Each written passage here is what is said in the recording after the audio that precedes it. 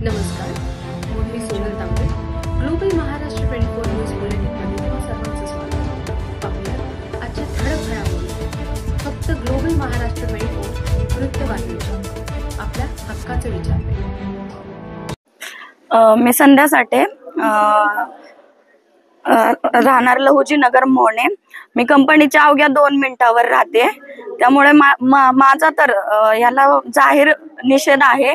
कारण या लोकांनी आज जो प्रकल्प मांडला आहे इथं, त्या प्रकल्पाबद्दल त्यांनी सविस्तर माहिती तर दिली, पण जे हवेमुळे जे धुळीचे सिमेंटचे जे हवेत ते जे कण जाणार आहेत त्याचे ते आपल्या श्वासामध्ये जाणारच आहेत.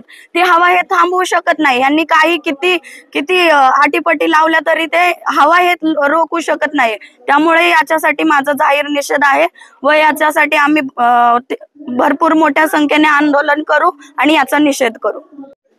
राष्ट्रवादी काँग्रेस पार्टीतर्फे अजितदादा गट या पक्षातर्फेही याचा जाहीर निषेध आहे व याच्यातर्फे पक्षातर्फेही आम्ही मोठ्या संख्येने आंदोलन करू. मी हरीश भोईर, राहणार चिकनगर भोईरवाडी. आज आंबिवली या ठिकाणी सिमेंट कंपनी याची सुचवणी होती. याबद्दल आमचा विरोध आहे सगळ्यांचा. आणि हे बोलतात आम्ही 2,500 किंवा 25,000 झाडं लावणार. तर तुम्ही झाडं लावण्याआधी झाडं तोडू नका ना. लोकांना त्याचा त्रास होतो आणि मानसिक परिणाम व काहीकांना ते भरपूर म्हणजे सगळ्यांना त्रास होईल.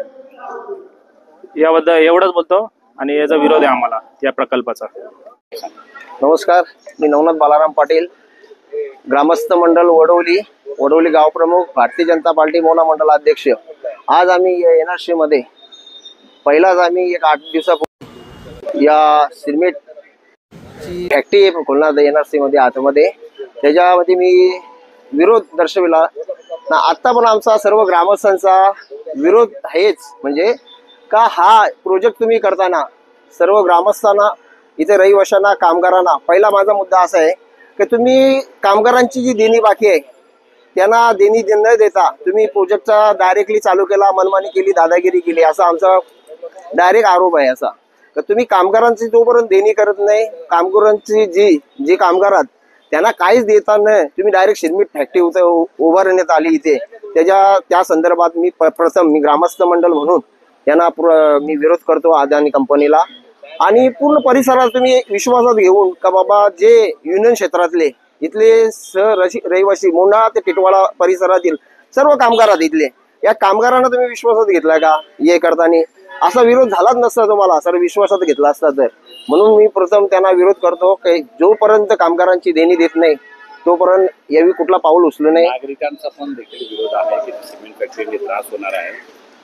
मी आजच सकाळी एक व्हिडिओ बघितलेले, आपली गुजरातची होती, सिमेंट फॅक्टरी आहे तिथे पूर्ण शेती उद्ध्वस्त झालेली आहे.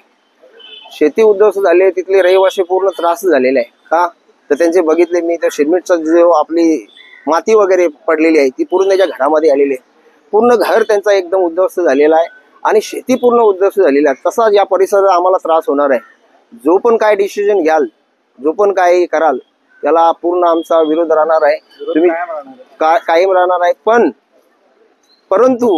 परंतु असा मी सांगतो, जोपर्यंत कामगारांची देणी देत नाही, त्यांना विश्वासात घेत नाही ना, कामगारांना विश्वास घेत, इथल्या नागरिकांना विश्वासात घेत नाही, तोपर्यंत या NRC अदानीने काहीच करायचं नाही. हा आमचा ठाम विरोध राहील.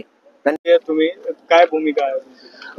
महाराष्ट्र प्रदूषण नियंत्रण मंडळ आणि जिल्हाधिकारी ठाणे यांच्या संयुक्त विद्यमानाने या ठिकाणी जी अंबुजा सिमेंटची फॅक्टरी या NRC कंपनीत येते त्यासाठी हरकती आणि निषेधासाठी या ठिकाणी एक सभा आयोजित केली होती.